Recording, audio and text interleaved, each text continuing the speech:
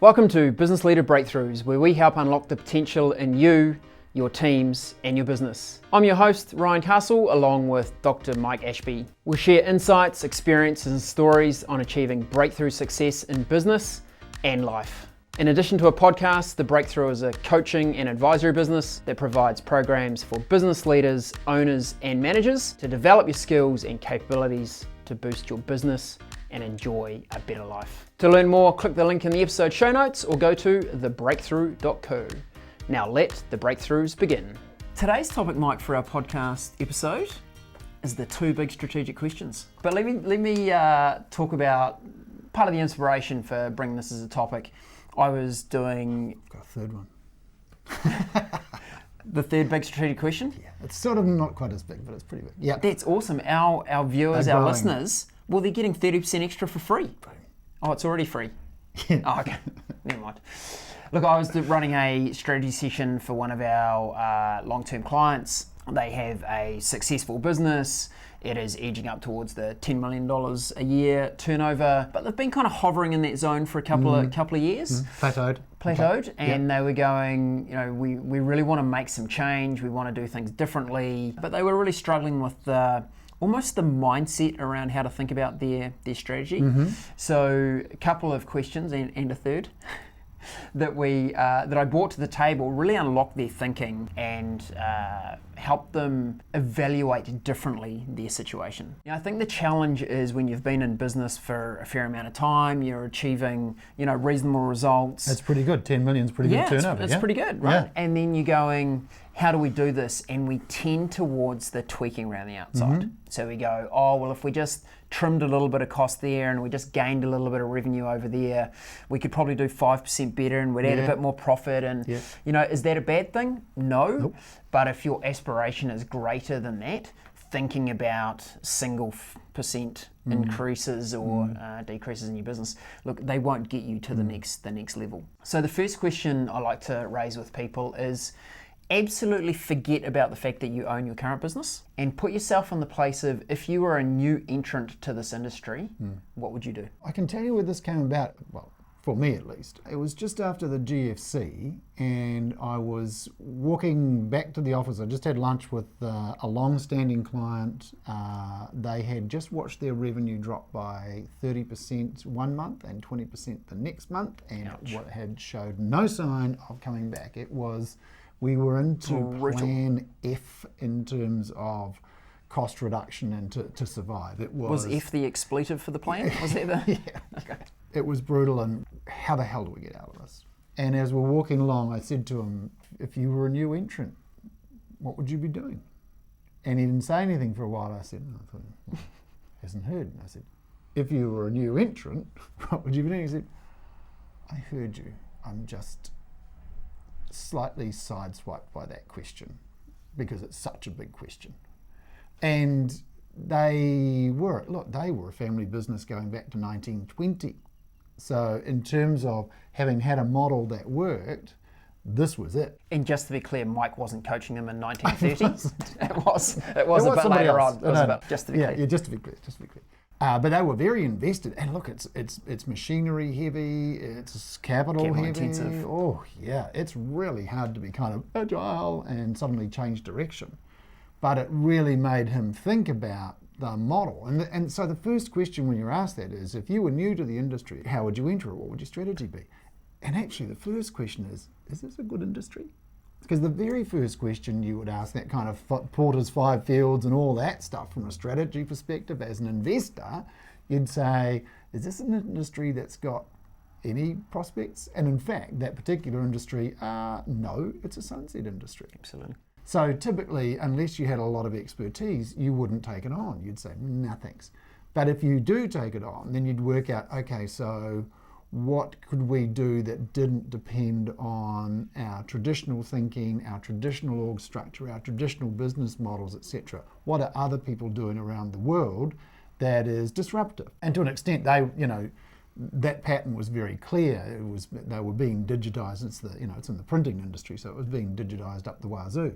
But it meant finding different opportunities, and within the industry, breaking it down and saying which parts of the industry are actually dead which are dying, which are emerging, because always there's something emerging, and which are just going to kind of stay at that level of a kind of steady state for the foreseeable. It's a really powerful way of thinking about not just your business, but your industry. Now, I think one of the things that we don't do enough, I know that we haven't done it enough, is think about our industry. We think a lot about our business and our market, our customers and where all that's going, but we don't think much about our industry. When we went to Brendan Burchard last year, he just talked about in this industry, and it's going, oh yeah, we're in this industry, and this is what it looks like, and these are where the trends are.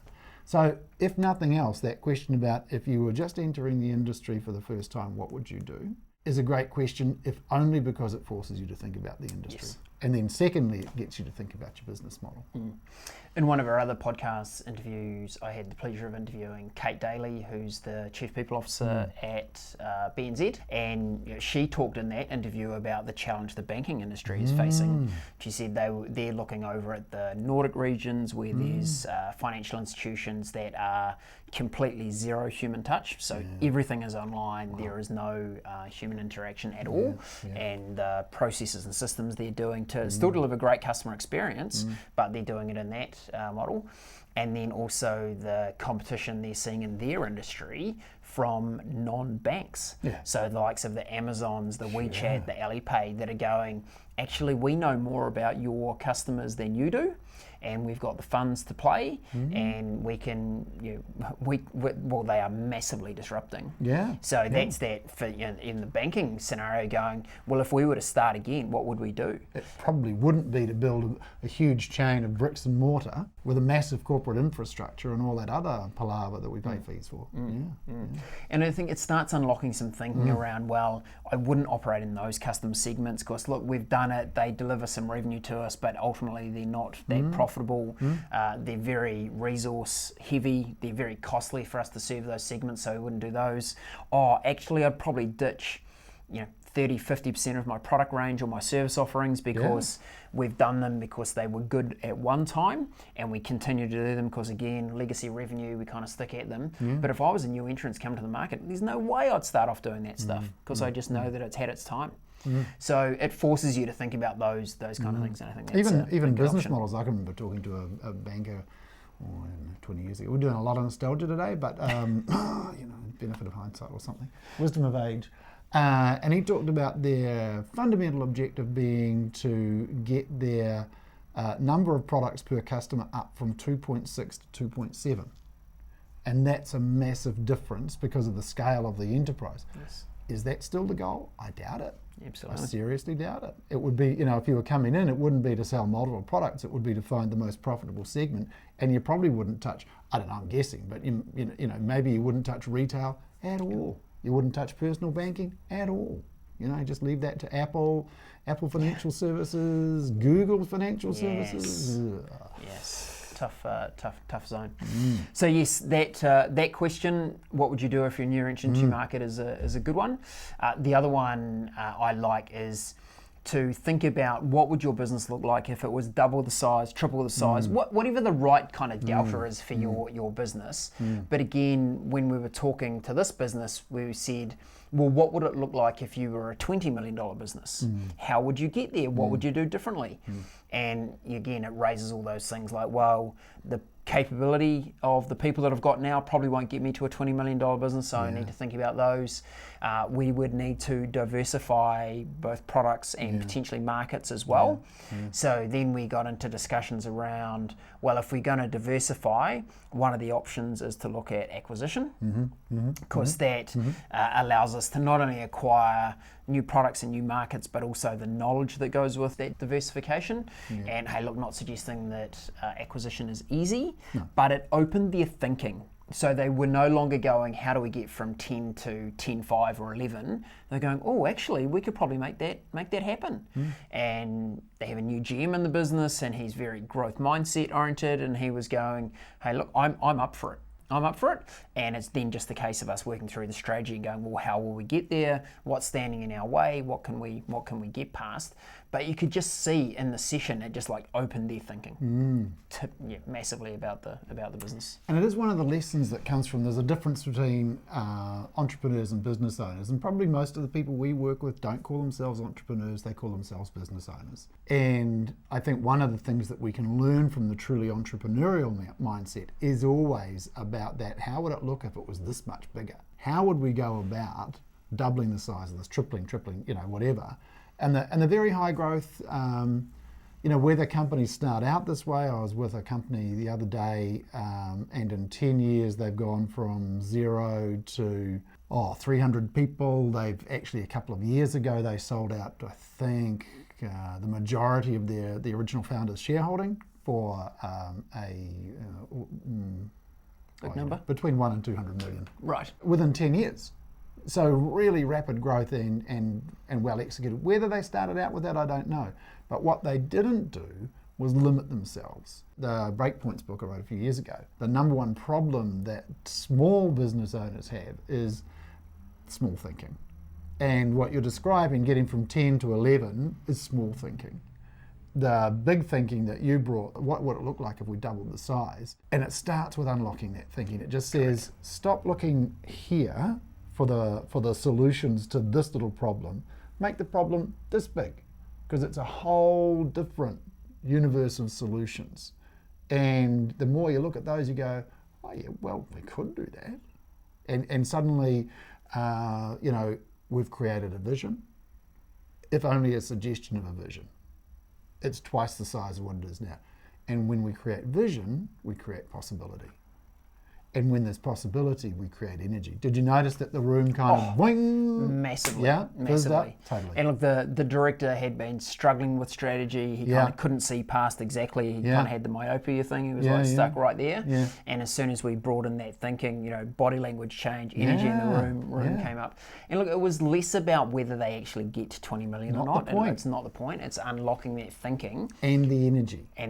And once you've got those things, then you can make better decisions about where you actually do decide to take the company and what you do. But it was vision creates possibility creates energy, because we as humans, we love the idea that there's something better.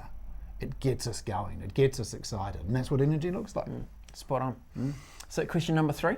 I've changed it. I've changed it? I've got of course you have. I needed to. Go on. Because it wasn't really that strategic, certainly wasn't at the quality of thinking that we've been talking about. But it's a question that we've asked ourselves, and it's a really good question. What would you do with $1 million? What a goodie. Bugger. that you had to spend in the business that you had to spend in the business you couldn't spend on a holiday in Hawaii. That would be a good holiday. That would be a great holiday. What would you do with $1 million? Somebody walks up and says, here's $1 million grant. Government, oh, wait on, Provincial Growth Fund. For example, wander up and ask for some money and they'll give you $1 million. What would you do with it? And, for our conversations have been about, oh, gee, it's harder than it sounds, it does, isn't it? It does. Particularly because most business owners go, what's holding you back? And they go, more capital. Right, cash, right. If we gave you $1 million, what would you spend it on? Not really sure. Yeah, it's a great question. But in pursuit of, let's say you want to double your size, and by the way, here is 25% of that revenue is available to you as a cash grant from the Provincial Growth Fund. Use it how you will to help you get there. That makes you think, doesn't it? Well, and again, it unlocks the mind, right? Because so often we go, oh, we'd like to do that, but we don't have the money. Oh, we'd like to do that, we don't have the money. We'd like to do that, but we don't have the money. As soon as you unlock that thinking, actually, you know what? I need to be cautious how I phrase this. There are very many sources of money. If you can put together a great business case and evidence why that will work, there is almost always an answer to the money question. I was thinking exactly that. One of the constraints is, well, we'd never get the money. We don't have the money, and if we don't have it, then we can't get it, and the bank wouldn't lend it to us, for example. But to your point, actually the bank would lend it to you, quite possibly, if you could demonstrate a case that said, if we spend this on that, we'll get that. And if you can't spend this on that to get that, then you probably shouldn't spend to this, should you? So it's a great way of not only unlocking your kind of creativity around how you can grow your business, but also to kind of be a really good reality test about, you might just be trying to kind of push rope up, it's not that easy. So, and, it's kind of the economics aren't there. Either way, True. It's a nice question to follow up your how would we double this business.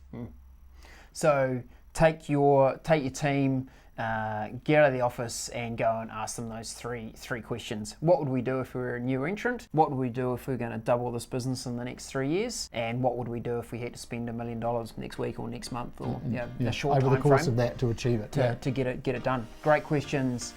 You will be surprised the ideas that get unlocked when you take that approach to some strategic thinking. Yeah, good stuff. Great. Thanks for joining us. See you next time. See ya.